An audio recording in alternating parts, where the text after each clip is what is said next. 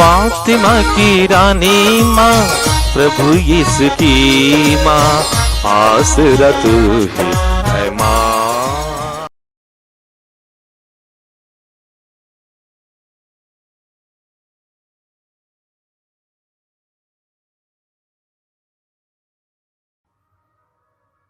पहला पाठ न्यायकर्ताओं का ग्रंथ, अध्याय 13, पद संख्याएं 2 से 7, 24 से 25 तक। सोरवा में दांस वंश का मनोअह नामक मनुष्य रहता था। उसकी पत्नी बांझ थी, उसके कभी संतान नहीं हुई थी। प्रभु का दूत उसे दिखाई दिया और उससे यह बोला, आप बांझ हैं, आपके कभी संतान नहीं हुई, किंतु अब आप गर्भवती होंगी और पुत्र प्रसव करेंगी।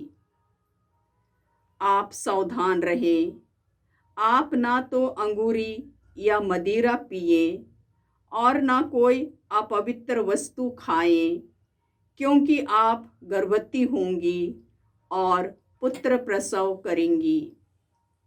बालक के सिर पर उस्तूरा नहीं चलाया जाएगा, क्योंकि वह अपनी माता के गर्भ से ही ईश्वर को समर्पित होगा। फिलिस्तियों के हाथ से इस्राएल का उद्धार उसी से प्रारंभ होगा। वह स्त्री अपने पति को यह बताने गई। उसने कहा, ईश्वर की ओर से एक पुरुष मेरे पास आया। उसका रूप स्वर्गदूत की तरह अत्यंत प्रभावशाली था। मुझे उससे यह पूछने का साहस नहीं हुआ कि आप कहाँ से आ रहे हैं, और उन्होंने मुझे अपना नाम नहीं बताया। उसने मुझसे यह कहा, आप गर्भवती होंगी और पुत्र प्रसव करेंगी। आप अब से ना तो अंगूरी या मदिरा पिएं और ना कोई अपवित्र वस्तु खाएं। बालक अपनी माता के गर्भ से अपनी मृत्यु के दिन तक ईश्वर को समर्पित होगा। उस स्त्री ने पुत्र प्रसव किया और उसका नाम समसोन रखा। बालक बढ़ता गया और उससे प्रभु का आशीर्वाद मिलता रहा। बाद में सोरआ और एस्ताओल के बीच के महनेदान में प्रभु का आत्मा उससे प्रेरित करने लगा। प्रभु की वाणी। ईश्वर को धन्यवाद। अनुवाक्य। मैं दिन भर तेरी स्तुति करता और तेरी महिमा के गीत गाता हूँ। मैं दिन भर तेरी स्तुति करता और तेरी महिमा के गीत गाता रहूँगा।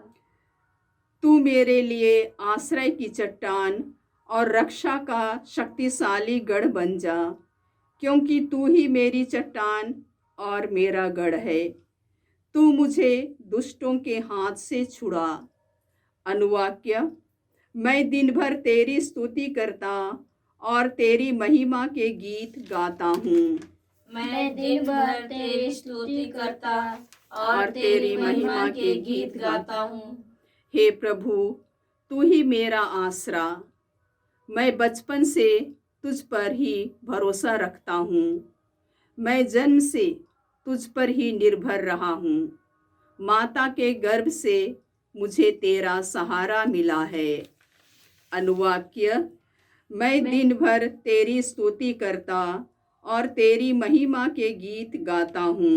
मैं दिन भर तेरी स्तुति करता और तेरी महिमा के गीत गाता हूँ। मैं प्रभु के महान कार्यों का बखान करूँगा।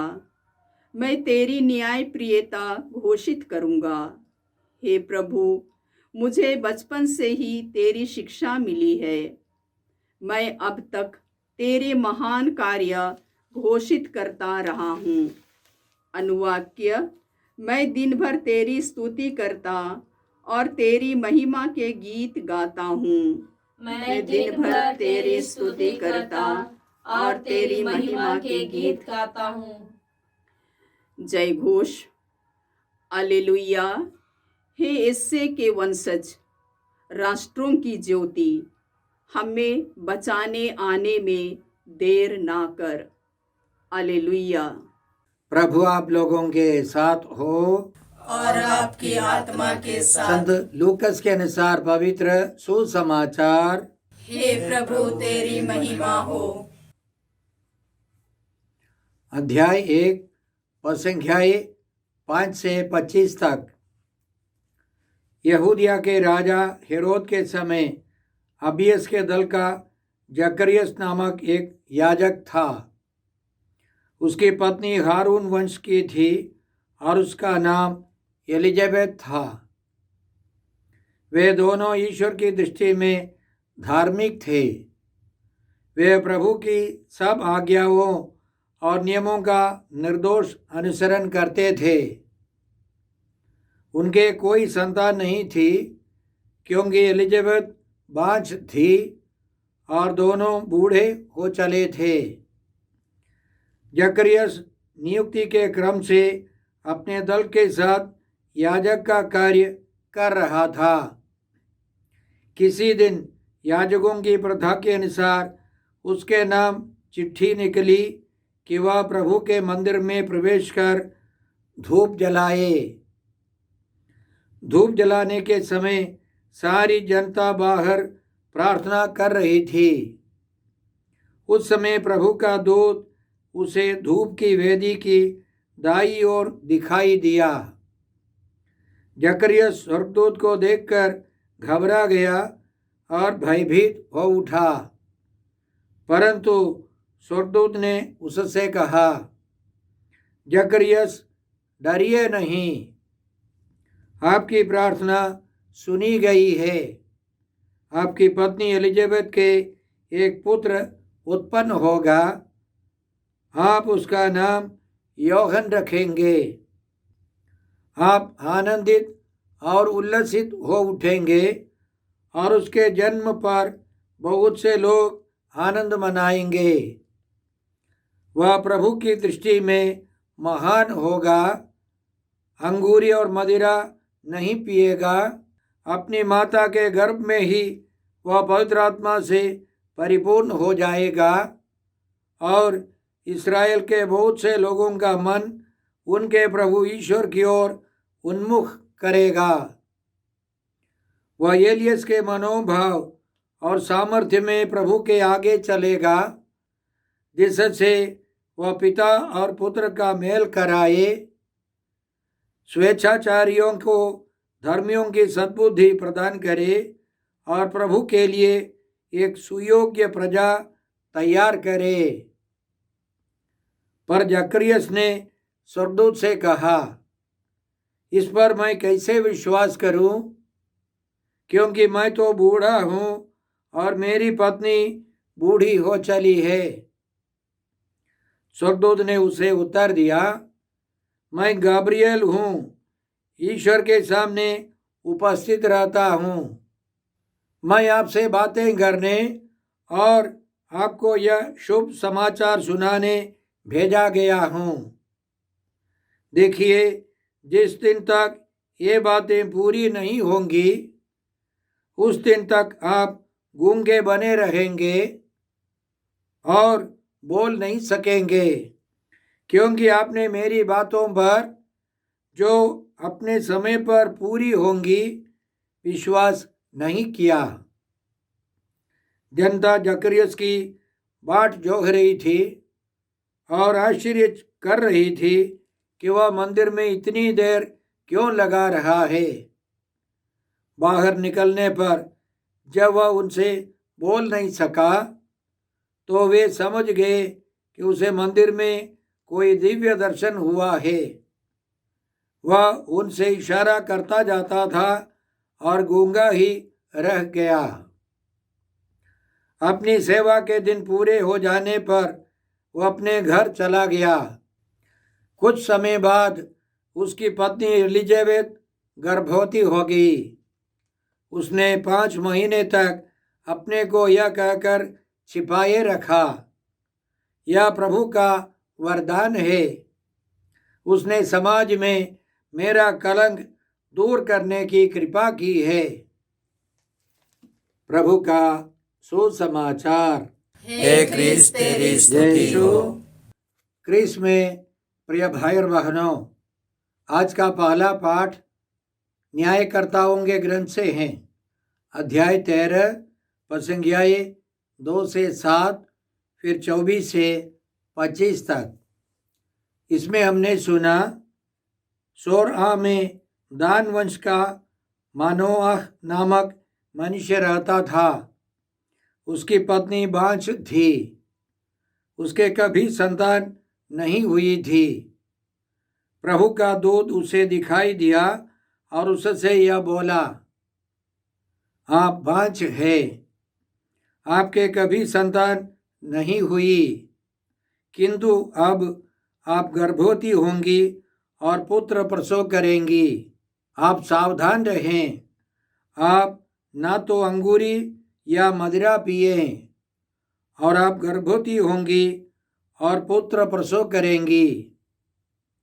बालक के सिर पर उस्तरा नहीं चलाया जाएगा, क्योंकि वह अपनी माता के गर्भ से ही ईश्वर को समर्पित होगा।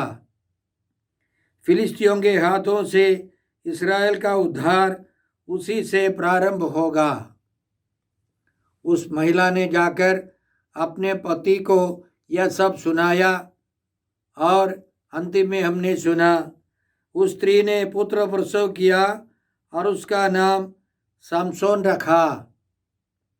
बालक बढ़ता गया और उसे प्रभु का आशीर्वाद मिलता रहा। बाद में सोरा और एस्ताओल के बीच के महनेदान में प्रभु का आत्मा उसे प्रेरित करने लगा। चमत्कारी रूप से समसोन का जन्म हुआ।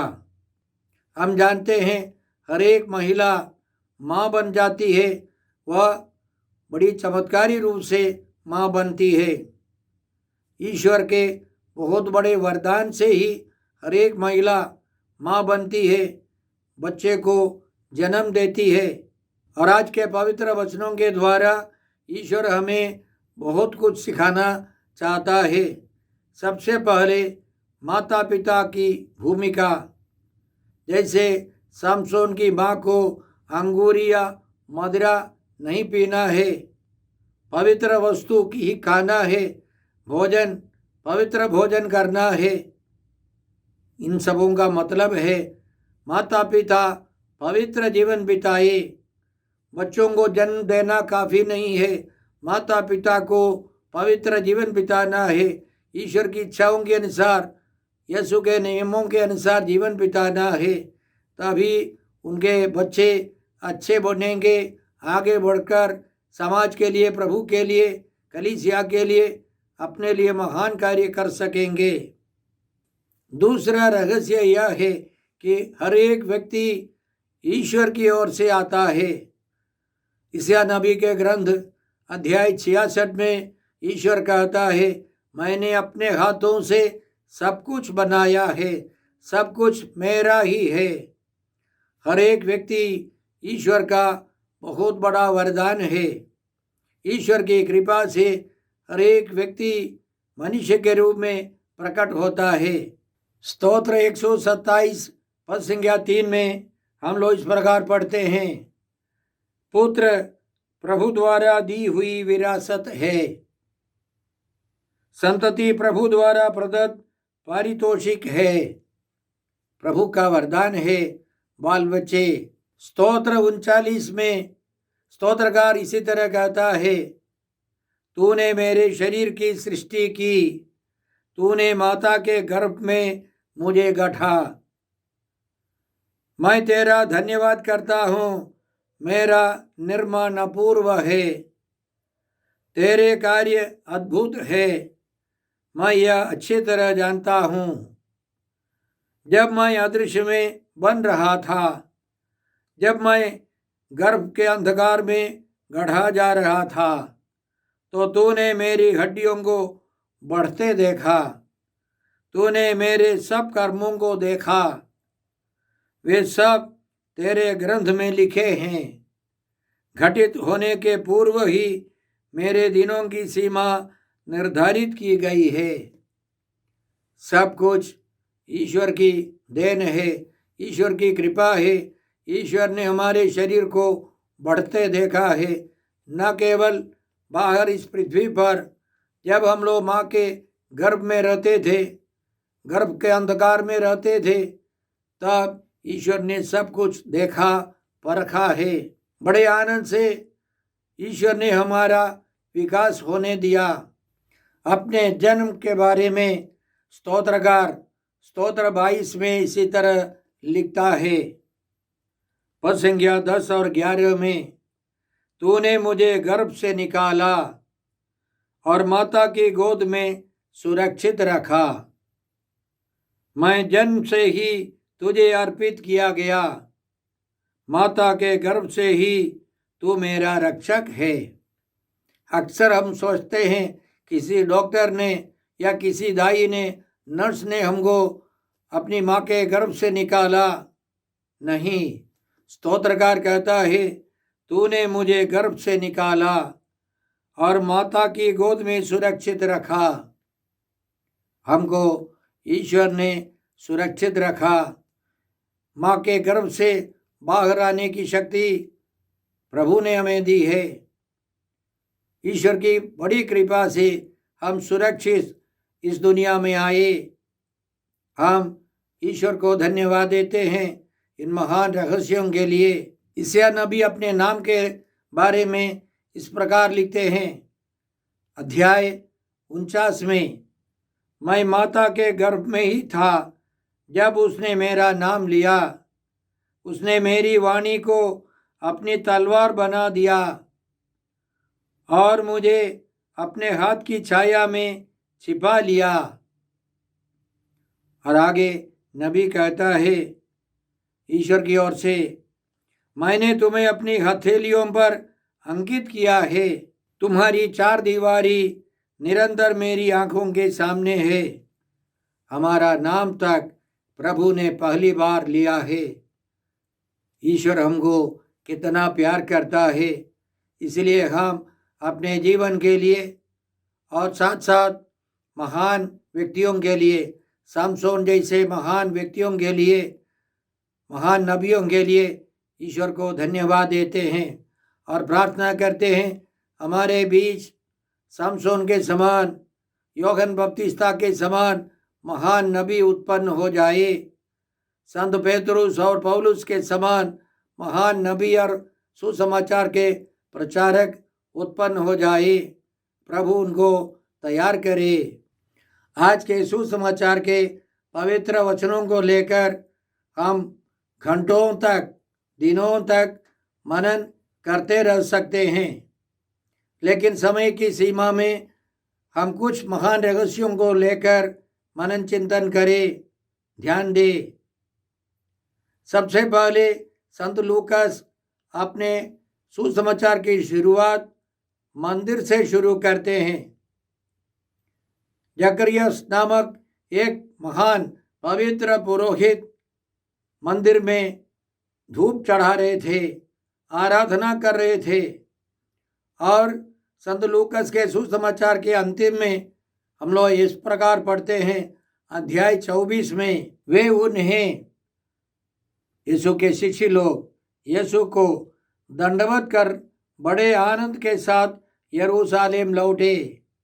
यीशु स्वर्ग में चले गए तो उनके शिष्य लोग उनको दंडवत कर बड़े आनंद के साथ यरूशलेम लौटे और ईश्वर की स्तुति करते हुए सारा समय मंदिर में बिताते थे।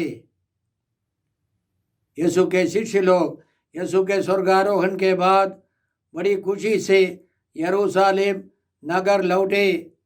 टाउन में जाकर, मंदिर में जाकर निरंतर प्रार्थना में समय बिता रहे थे। तो हमारे जीवन में भी हम अपना आध्यात्मिक जीवन मंदिर से, चर्च से शुरू करते हैं, चर्च में अंत करते हैं। हमारा बपतिस्मा चर्च में होता है। हमारा आध्यात्मिक जीवन चर्च से शुरू होता है और मरने के बाद हमारा अंतिम संस्कार चर्च में होगा। इसके लिए हम ईश्वर को धन्यवाद देते हैं क्योंकि हम ईश्वर से जुड़े रहते हैं। इस संदर्भ में आज के पाठ में 3 महान व्यक्ति है। सबसे पहले जकरियस।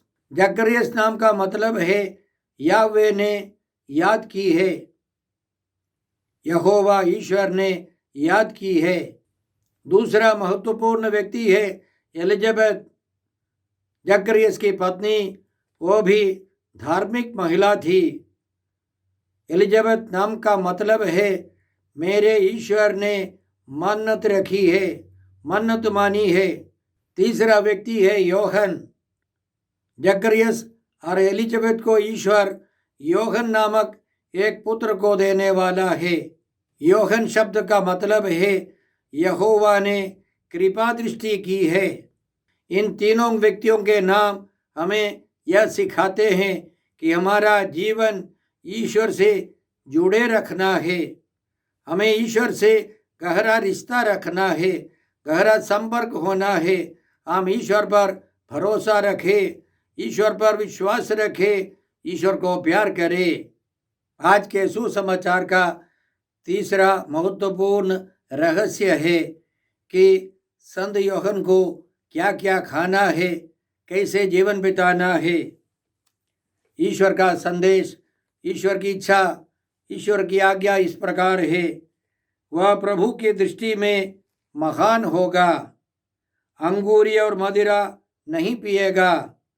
अपनी माता के गर्भ में ही वह पवित्र आत्मा से परिपूर्ण हो जाएगा और इस्राएल के बहुत से लोगों का मन उनके प्रभु ईश्वर की ओर उन्मुख करेगा। वह एलियस के मनोभाव और सामर्थ्य में प्रभु के आगे चलेगा, जिससे वह पिता और पुत्र का मेल कराए। क्या खाना है, क्या नहीं खाना है। उसे अंगूरी और मदिरा नहीं पीनी है, उसको पवित्र वस्तु ही खाना है। पहले पाठ में हमने सुना कि ईश्वर ने समसोन की माँ को बताया अंगूरी और मदिरा ना पिए। यहाँ बेटा योहन पवित्र वस्तु ही भोजन के रूप में ग्रहण करे, तभी ईश्वर की दृष्टि में वह महान होगा। इसका मतलब हमारे लिए क्या है? यदि हम ईश्वर की दृष्टि में महान जीवन बिताना है, हमें अंगूरी से, मदिरा से, नशीली पदार्थों से दूर रहना है। हम जानते हैं हमारे समाज में दारू, गुटखा, खैनी, नशीली पदार्थों का सेवन कितना बढ़ गया है।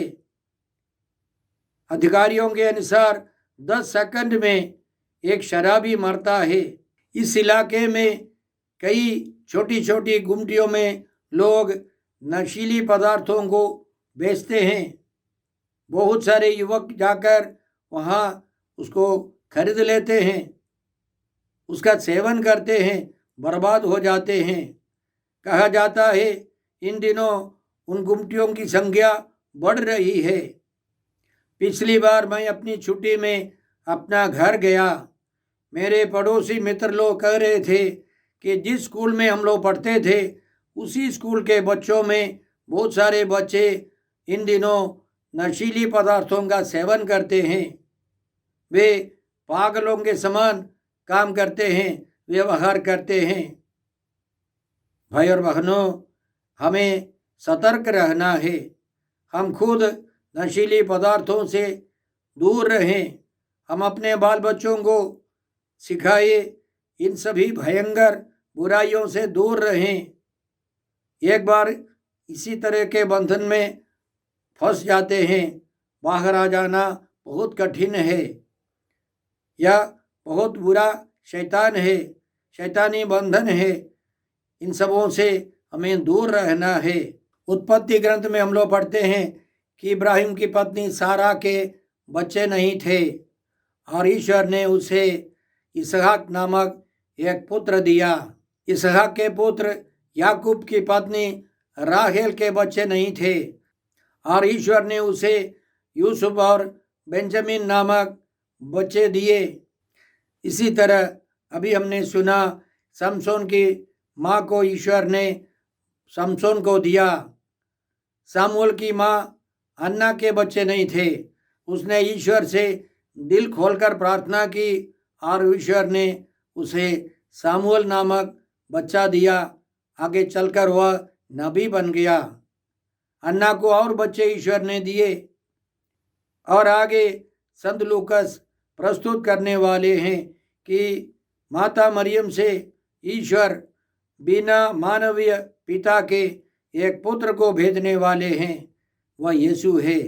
बाइबल की शुरुआत से जो निसंतान दंपतियों को संतान देने वाला ईश्वर अंतिम में इस दुनिया के लिए, मानव जाति के लिए बिना बाप के एक पुत्र को देने वाले हैं, वह है यीशु मसीह। माता मरियम नामक कन्या से यीशु का चमत्कारी उत्पन्न जन्म होगा।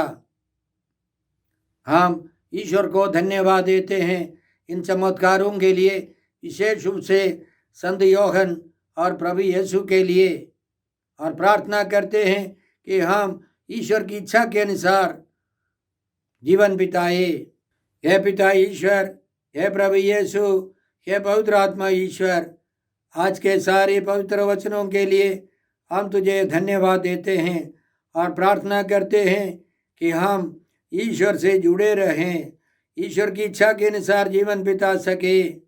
हम यह प्रार्थना करते हैं प्रभु क्रिस्त के द्वारा। हमारे प्रभु यीशु क्रिस्त की कृपा, ईश्वर का प्रेम और पवित्र आत्मा का साहचर्य आप सबों को प्राप्त हो। आमीन।